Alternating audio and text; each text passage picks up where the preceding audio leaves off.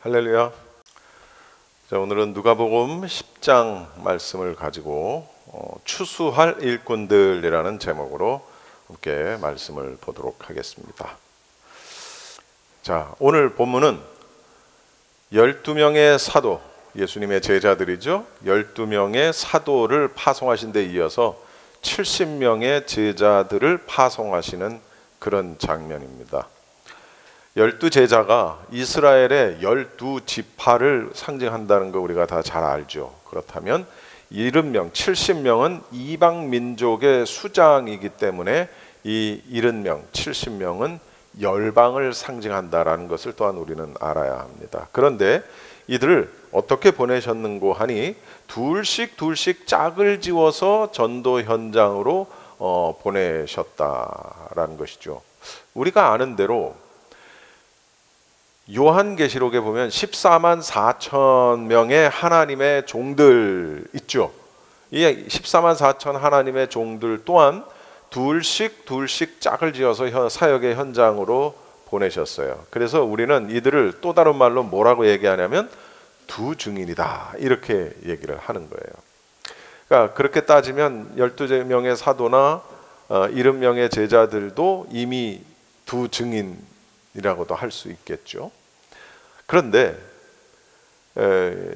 이렇게 성경에 있는 정말 좋은 것들은 이단들이 다 갖다가 적용하고 사용하고 하는 걸 보는데, 이단들도 2명씩 짝을 지어서 전도 현장으로 나갑니다. 우리가 잘 아는 몰몬 교도들이 그래요. 몰몬.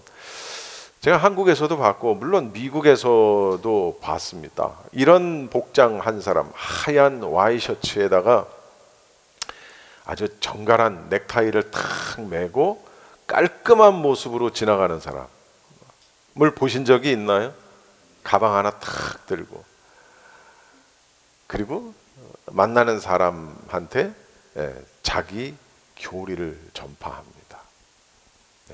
한국에서는 영어 때문에 일부러 그들에게 접근을 해서 말을 거는 사람들까지 있었어요. 그래서 그런 몰몬 교도로 한국에 와서 그 선교 활동을 하다가 한국에서 정착해서 사는 그런 미국 사람들도 많아요. 아무튼 자, 예수님의 선교 계획은 애초부터 이스라엘 넘어 온 세상을 향한 것을 볼 수 있는데, 우리가 아까 2절에 보면 이런 말씀이 있어요. 추수할 것은 많은데 일꾼이 적으니 추수할 일꾼을 더 보내달라라는 말씀이 2절에 있습니다. 이런 것을 볼 때 12명과 70명을 넘어서는 새 일꾼들의 숫자에 바로 우리가 포함되어야 함을 알려주는 것이다 라는 것을 보게 되죠. 자, 이 70인을 파송하시면서 권면의 말씀을 하셨고, 그 다음 그들이 전하는 복음을 거절하는 자들에 대한 심판의 경고로 오늘 말씀이 구분되어지는데요. 특히 4절 말씀을 보면 이런 말씀이 있어요. 우리 4절을 한번 같이 읽어볼까요? 시작. 그런데도 자루도 신도 가지고 가지 말고 길에서 아무에게도 인사하지 말아라. 자, 복음의 적대적인 세상에서 어떤 위협이나 위험을 마주할 게 뻔한 이 제자들에게, 아니 완전 무장을 해야 되는 거 아닌가요? 돈도 넉넉히 가지고 갈 수만 있으면 돈도 넉넉히, 또 신발도 옷도 뭐 모자도 쓸 수 있으면 모자도 쓰고 가방도 메고 이렇게 하고 가야 되지 않나 하는 생각이 들죠. 그런데 오늘 보면은 지갑도 가방도 신발도 여행의 필수품조차도 가지고 가지 말라라고 말씀하세요. 이게 무슨 의미일까? 이것은 한마디로 얘기하면 모든 것을 전적으로 하나님께 의지하라. 할렐루야. 모든 것을 전적으로 하나님께 의존해서 사역하라 라는 것을 지금 권면하고 계시는 말씀이에요. 자, 이 말씀을 보면 오늘날의 선교 현장, 또는 오늘날의 전도 현장과의 분위기상 맞지 않는 부분이 있죠. 그렇죠? 사실 오늘날 선교 현장에 가려면 뭔가 하나라도 더 줘야 돼요. 네, 뭔가 하나라도.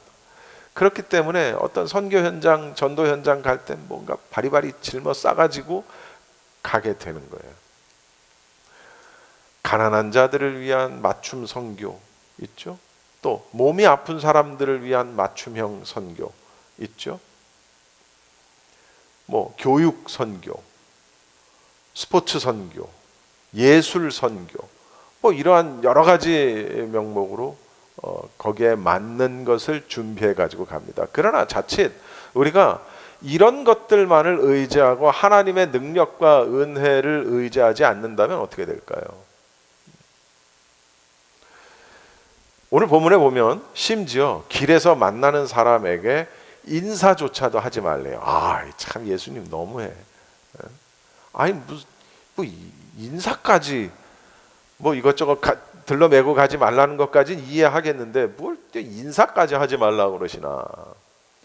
이것은 70인 전도대 파견 때 첨부된 말씀인데요. 이것은 당시 이스라엘 사람들의 어떤 문화죠. 인사 관례의 관례를 염두에 둔 지침입니다. 무슨 말이냐면 가다가 손윗 사람이나 혹은 존경하는 사람을 만나면 당연히 인사해야 돼요. 이게 뭐 하이 이 정도가 아닌 거죠. 그러니까 우리나라와 굉장히 비슷한 문화적 그런 것들이 있었던 것 같아요. 우리 어때요? 지나가다가 장로님을 만나면 아이고 장로님 어떻게 지내셨어요? 뭐 한참 얘기하죠. 한참 얘기해. 또 그 사람들은 손 아랫 사람을 만나면 절을 받아야 하는 그런 것도 있었다는 거예요. 그럼 벌써 한참 시간이 지나죠. 한참 시간이 지나요. 그게 당연한 그때 당시 사람들의 예절이었는데 예수님께서 이런 것들을 하지 마라라고 70인 제자들에게 말씀을 하셨어요. 왜 그랬을까? 하나예요, 하나. 복음 사역의 긴급성과 중요성. 복음 사역의 긴급성, 빨리. 그리고 이것이 얼마나 중요해요.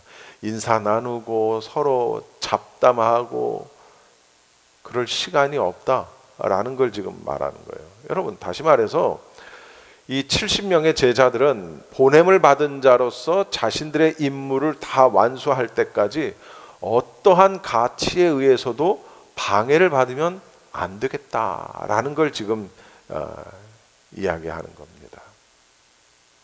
그것이 나빠서가 아니라 그것 때문에 시간을 지체하고 그것 때문에 방해받는 것을 막는다는 것이죠. 여러분 우리는 오늘날의 현실 속에서 뭐 인사를 하지 말아야 하는 것까지 의도할 필요는 없다 손 치더라도 한 가지 명확한 건 있어요.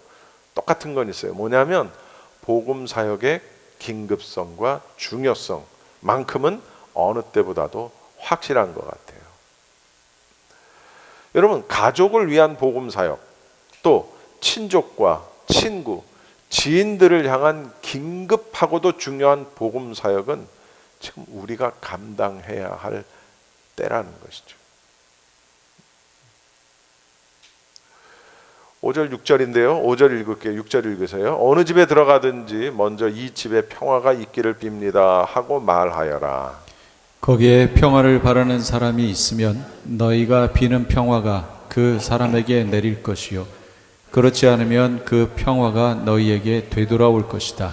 여러분 어느 집에 들어가든지 이런 구절을 볼 때 이 70명의 제자들은 거리나 광장이 아니라 어디로 들어간 것 같아요? 집으로 들어간 거예요. 즉 가정으로 들어갔단 말이에요. 그러니까 복음 전도 사역은 어떤 설교라든가 어떤 외침이 아니라 이런 걸 요즘 말로 뭐라고 얘기하냐면 관계 전도라고 하는 거예요. 한번 따라해 봅시다. 관계 전도. 관계를 통한 전도를 해야 한다라는 것이죠. 제가 LA에 살 때 비교적 자주 도로에서 전도하던 한 미국 사람인지 남미 사람인지 뭐 하여튼 아시아는 아니니까 그 사람을 꽤 자주 봤어요. 십자가를 들고 그 십자가에 Jesus Save Us인가 뭐 하여튼 그런 문구를 딱 쓰고 도로 위에서, 그리고 횡단보도 건너면서 춤을 추듯 몸을 흔드는 사람 지금도 있죠. 들을 만한 사이즈 크기의 십자가를 들고 이러고 아마 이 음악 이거 귀에 꽂고 거기에 맞춰서 댄스를 하는 것처럼 그냥 이렇게 하는 게 아니라 이러면서 이거 흔들어. 참 이게 나는 이 사람을 굉장히 오래전부터 봤어요. 꽤 오래됐어요. 오래전부터 봤는데 사실 처음 봤을 때는 인상이 좀 찌푸려졌어요. 뭘 저렇게 하고 있나. 근데 정말 오랫동안 한결같은 모습으로 도로에 있는 그의 모습을 보면서 어느 순간에 뭉클해지기 시작을 했어요. 이래, 꼭 이래. 이걸 들으면서 똑같아. 이래. 참 저는 용기가 없어서 못하는 일, 그걸 그분은 꽤 오래 했어요. 정말 꽤 오래 했어요. 10년? 20년? 하여튼 꽤 오래 했어요. 근데 저는 그런 모습으로 십자가의 구원을 전하는 본인은 믿음이 더 굳세지고 강한 확신으로 자신에게는 큰 은혜가 되겠지만 그 모습을 보고 나도 교회에 나가야겠다라고 생각한 사람이 과연 있을까? 이 생각은 제가 했었어요. 하나님의 능력과 하나님의 역사는 우리가 생각하는 거와는 다르니까 하나님께서 역사하시면 얼마든지 가능하겠죠. 저는 그거 자체를 부정하지는 않습니다. 그런데 관계 전도라는 건 뭐냐면 나가서 십자가 들고 막 이렇게 하는 게 아니라 1대1로 만나서 교제하고 전도하는 거예요. 복음 전하는 거예요. 물론 십자가를 들고 이렇게 하면서 불특정 다수에게 이렇게 복음을 전하는 것도 필요할 거예요. 그러나 좀 더 효과적이면서 바라는 결과를 얻을 수 있는 것은 아무래도 관계 전도겠죠. 제가 어렸을 때만 해도, 근데 여기 오니까 여기는 아직까지도 그 남미 사람들이 하더군요. 길에 스피커 하나 켜놓고 마이크 들고 그냥 스페니쉬로 나는 물론 당연히 못 알아듣지만 무슨 말을 지금 하고 있구나. 중간중간에 익숙한 단어들이 나오니까 알잖아요. 참 이런 사람 보면서 참 대단하다.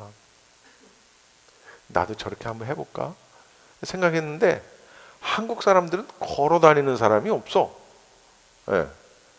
다 차 타고 다니지. 남미 사람들은 걸어 다니는 사람이 많으니까 그게 현장에서 가능하지만 없죠.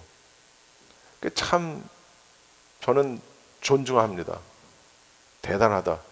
그리고 그 본인 자신에게 굉장히 큰 어떤 영적인 힘이 생기고 그런 건 제가 인정합니다.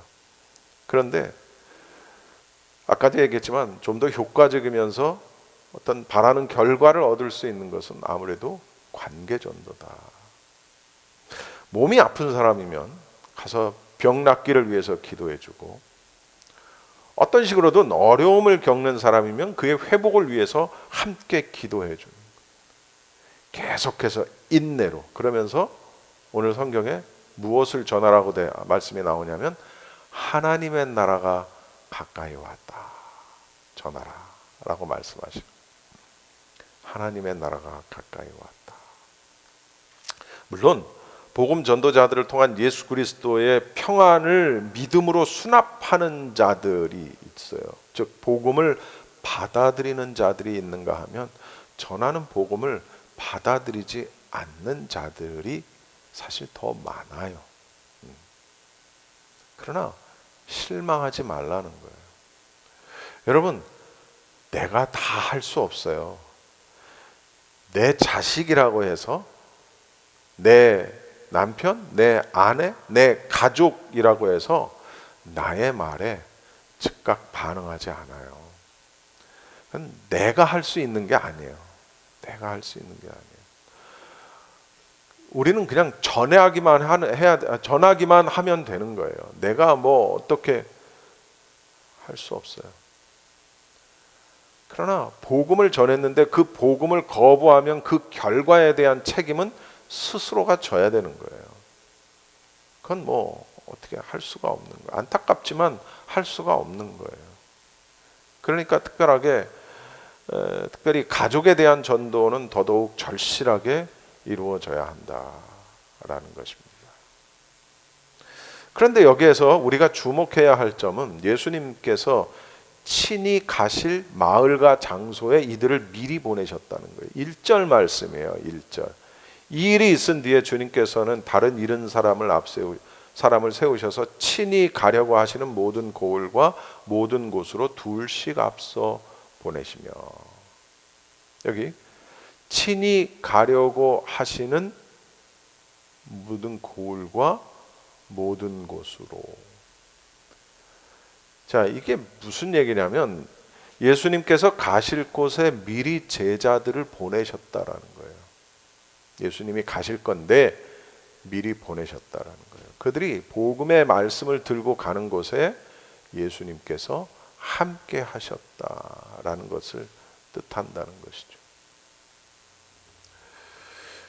여러분, 이것은 우리가 복음을 전할 때에 주님께서 우리와 함께 하신다는 것을 의미합니다. 할렐루야.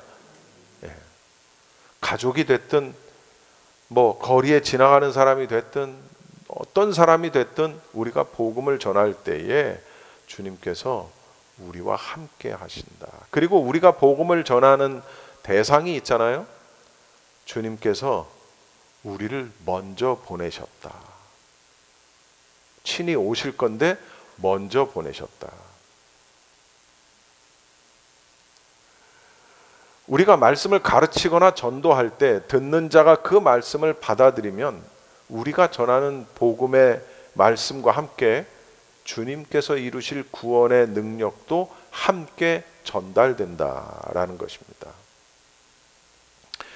우리가 능력이 있어서 그들을 구원시키는 것이 아닙니다. 여러분, 우리가 착각하지 말아야 될 게 구원시켜야 돼. 우리 남편 구원시켜야 돼. 우리 애들 구원시켜야 돼. 내가? 아니요. 그건 안타까운 마음은 물론 이해가 되지요. 예. 한없이 안타깝죠. 어떻게 해서든지 그냥 잡아 끌고라도. 그게 롯의 때는 그렇게 해야 된다는 것이죠. 그런데 내가 그들을 구원시키는 게 아니라는 거예요. 말씀과 함께 주님의 능력이 전달이 되고 그리고 그들이 구원을 얻게 되는 것이죠. 그렇기 때문에 말씀을 듣기 원하는 자가 있다? 그러면 정말 온 힘을 다해서 혹은 그런 기회를 만들기 위해서 애를 써야 되죠. 왜? 그들이 말씀을 듣게 하는 것이 중요하기 때문에. 그러니까 상윤이도 끌고 오고 안 오려고 하는 수아를 그냥 매주 싸워가면서 차 안에서 얼마나 싸우겠어. 내가 눈에 보여. 들어오면 김명숙 집사 얼굴 보면 싸웠는지 안 싸웠는지 다 티가 나. 내가 딱 보면 오면서 얼마나 싸우겠어. 일어날 때부터 싸우고 오면서 벌써 마음이 확 그냥 상해가지고 들어오잖아. 그게 얼굴에 탁 보인다고. 근데 그거 왜 그러겠냐고요. 와야 되고 듣게 해야 되기 때문에. 근데 그렇게 했는데 듣지 않는 거에 대한 책임은 본인이 져야 되는 거예요. 어쩔 수 없는 거예요. 그건 내가 어떻게 하는 게 아니에요. 복음을 받아들이고 안 받아들이고에 대한 책임은 내가 지는 거예요. 본인이 지는 거예요. 본인이.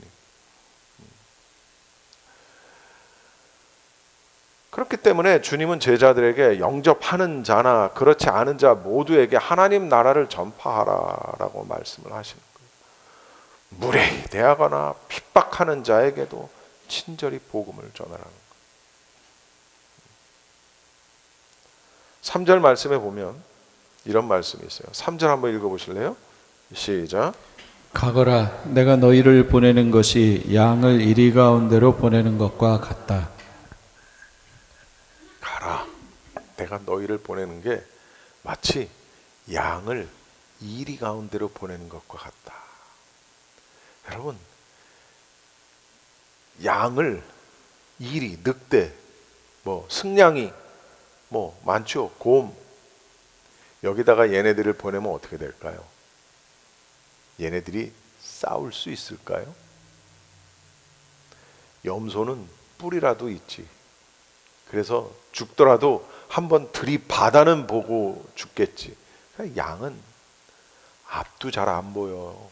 양은 싸울 수 있는 이빨도 없고 발톱도 없고 힘도 없고 아무것도 없어요. 근데 그 양을 이리들 가운데 보내는 거와 같다. 그게 예수님 마음이었어요. 왜 보내셔? 양을 이리로 보내는 마음이면 뭐하러 보내시냐고. 근데 보내시는 거예요. 무슨 얘기냐? 우리가 하나님만을 의지할 수밖에 없다. 아멘. 여러분, 가족도요, 내 남편도, 내 아내도, 내 자식도, 내 부모도 복음을 전할 때는 마치 어린 양을 이리에게 보내는 거와 똑같은 거예요. 그 말씀을 듣던가요? 안 들어요. 그리고 거기서 얼마나 어떤 악유가 생기고 영적 싸움이 생기고, 그렇다고 때릴 수가 있나? 이 쌈새끼 욕을 할 수가 있나? 아무것도 할 수가 없어요. 아무것도 할 수 없어요. 질 수밖에 없는 거예요. 결과적으로는 내가. 이리 앞에 서 있는 어린 양은 아무 힘도 없어요. 그냥 바로 잡아먹힐 따름이죠. 그냥 잡아먹히는 거예요. 이런 것처럼 우리가 복음을 전하는 전도자들은, 그 전도자들을 기다리는 세상이라는 것은 그것이 가족이 됐든 누가 됐든 그냥 험난한 곳이라는 것이죠. 험난한 곳. 전도자들은 이 어린 양과 같고 이리 때를 상대해야 한다. 자식이 아니에요. 믿음 앞에서, 복음 전파 앞에서는 자식이 아니에요. 그러나 우리가 용기를 잃지 말아야 할 것은 하나님께서 지켜주실 거예요. 하나님께서 도와주실 거예요. 하나님께서 함께 해주실 거예요. 그러니까 실망하지 말고 우리가 그냥 포기하지 않는 그런 인내하는 마음. 구원은 내가 시키는 게 아니에요. 다만 기도하고 끊임없이 권면하고 그런 기회를 만들기 위해서. 그러니 우리 민디 집사님이 영어도 못하는 저를 EM 예배를 하라고. 내가 참 처음에 이분이 나를 보내시는구나. 이분이 나를 그냥 골로 보내시는구나. 한국말로도 설교를 잘 못하는데 영어로. 근데 내가 참 마음에 감동이 있는 것이 어떻게 해서든지 아이들에게 말씀을 들을 수 있는 기회를 주기 위해서 그러시는 거지. 아이 보은이 보배가 예쁘게 생겼다는 걸 자랑하시려고 그런 장을 마련하시는 건 아니잖아요. 어떻게 해서든지 남편이 한번 와서 말씀을 듣고 아이들이 와서 말씀을 한번 듣고 Who knows? 거기서 큰 성령의 역사가 계실지 어떻게 아냐고. 그래서 그런 기회는 우리가 계속해서 만들고 제공하고 그리고 하나님께서 역사하시고 하나님께서 이루어 가실 거예요. 지금 당장은 아니더라도 어느 때가 되면 분명히. 그러니까 우리에게 필요한 건 속상해서 그냥 그 마음에 병이 생기는 그럴 필요 없어요. 왜? 내가 하는 게 아니니까. 그냥 복음을 전하고 위에서 기도하고 그거면 되는 거예요. 생각하십시오. 복음을 전할 때는 자식도 일이에요. 자식 앞에서 내가 양일 수밖에 없는 거예요. 영적으로는 못 이깁니다. 못 이겨요. 그러나 우리에게 맡겨주신 사명을 하나님만을 의지하며 우리가 감당해야 된다는 것이죠. 할렐루야. 하나님께서 채워주실 거고 할 말을 주시기도 할 거고 믿음으로 전도에 나서시길 바랍니다. 올해 지금 4월이죠. 조금 있으면 5월. 벌써 중반, 절반을 향해 다 갑니다. 저는 올 연말에는 우리 앤드류 형제님도 또 우리 브렛 형제님도 여기 나와서 같이 예배하고 네. 보은이 보배 나단 같이 예배하고 김동관 형제도 같이 나와서 예배하고 올 겨울에 크리스마스 때는 그런 가족들이 나와서 함께 예배하는 그런 기쁨이 우리에게 있으면 좋겠다. 그것은 하나님의 큰 기쁨이다. 하나님이 바라시는 그런 기쁨이 우리 모두에게 다 있기를 바랍니다. 기도하겠습니다.